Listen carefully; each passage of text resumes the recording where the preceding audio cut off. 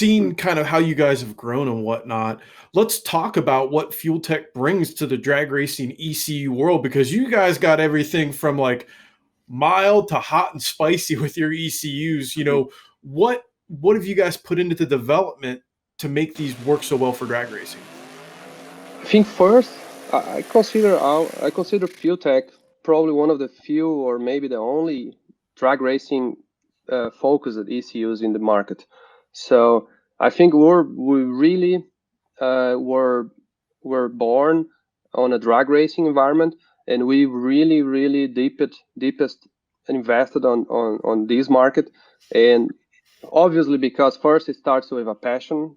I mean, we're truly passionate about drag racing, and honestly, it may not be the smartest decision a few years ago, because not all the other ECU manufacturers were focusing on other markets that may be even bigger.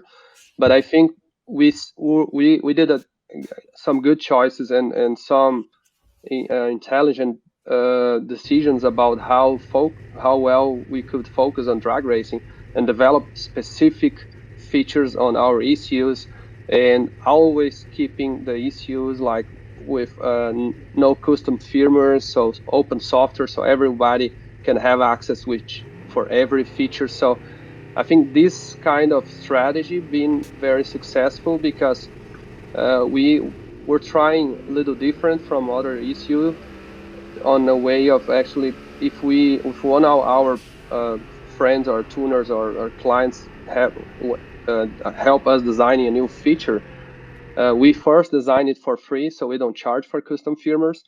And second, we share to every client, so it becomes a public free update for everyone. So this is how we've been growing a lot, because every new update, I could name a bunch of very important people that really helped to test and develop and come up with those features.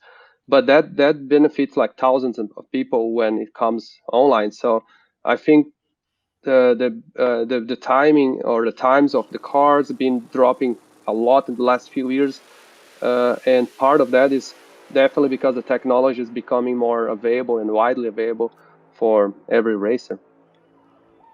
I definitely think that's one thing that's coming through is just the advancements in general, and how many different racers are just expanding and making things faster and faster and finding new ways to do stuff. And I think that FuelTech, you guys have been doing a great job with that for sure.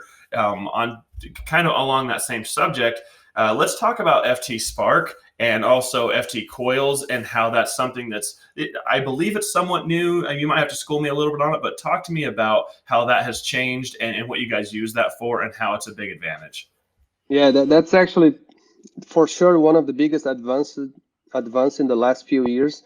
Drag racing market been using magnetos for so many decades, and they done a great job increasing the level of power, especially on methanol feed cars and turbo cars, and especially blown cars. So we figured that nobody was really investing on extreme high power ignition system for individual coils, because even the mag having like a very powerful output, it still depends on the self-generated and the distributor. So it was really demanding to have a newer technology on that part. So what we actually thought was, man, let's do just the strongest ignition even possible nowadays, because I can say like 10 years ago, or maybe even less, like 8 years, 7 years ago, there was not even the technology available to do this kind of CDIs we're doing now.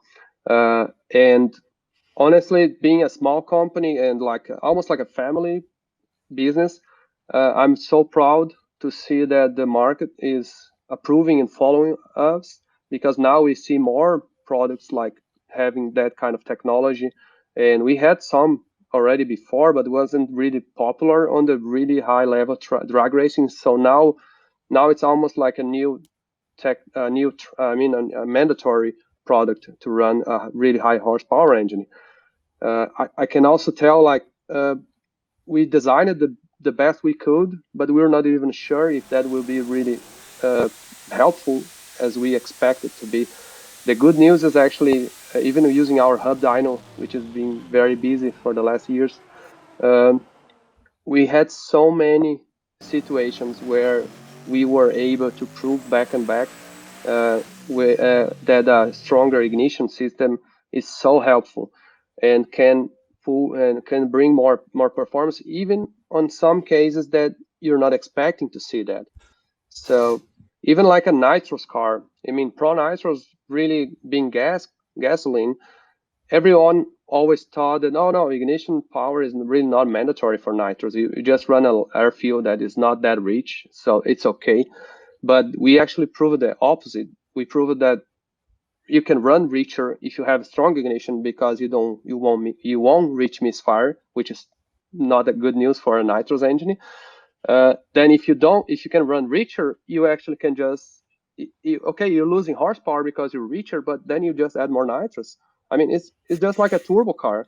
I mean, why would you run, let's say, 30 pounds lean if you can run 90 pounds rich and survive the engine? The nitrous is just the same deal.